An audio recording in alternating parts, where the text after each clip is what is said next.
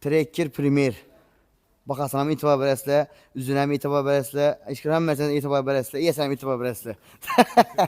Maşınımız qaranlar. 2023-cü il 56.000 kilometr deyən maşınımız propanda. Baxasan itibar verənlə.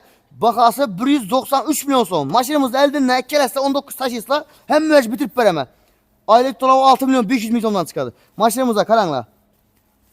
Buna bir iş etmək gerekmidir. Hem müəc teyar akımı, hem müəccəsi. Salon kısmından gözəl. Ne koyasan buna? Polit alğam, başqa bir koyasan mı? Ne koyasan? Lükü büyükü hem müəccə var. İlk full maşınımızdır. Narxam çıraylı naqda. Kraskesi probekine cevap verəmiz. 193 milyon son baxası. 19 milyon son belə avtokrize çıkarıp verəmiz.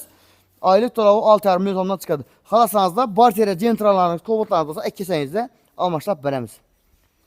2025-ci il short kobultumuz 1000 kilometre yürüyen maşınımıza birinci ömür alınan kuru. Maşınımız narxı 155 milyon son. Elden de 24 milyon 500 milyon beresle hem harcatı içinde aylık dolabı 4 milyon 900 milyondan çıkadı. Trekker Premier'imiz 38 bin kilometre yürüyen Aksiyet. Bunun Karasiyet mi adamı? Aksiyet ver bu Aksiyet mi adamı? Karasiyet beriş kıyın. Mecburlukta ama sen de mengin bir yarım.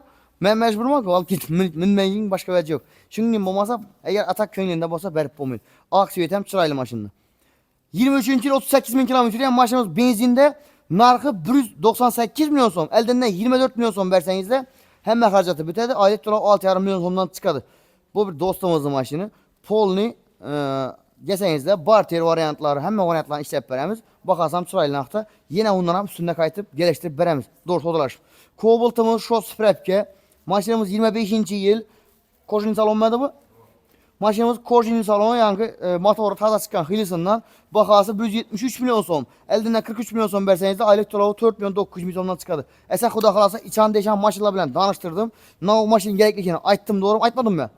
Aytdım. Damaz gerek bizlere, Nexi 2 gerek, Kobult gerek. İçerek kelesine maşinini göremiz. Halasanızda naq, halasanızda saç pərə koyup getəmiz. Əkə 2 hafta sonra da hem meclis kütük qalamız, hem meclis üçün xizmətdəmiz.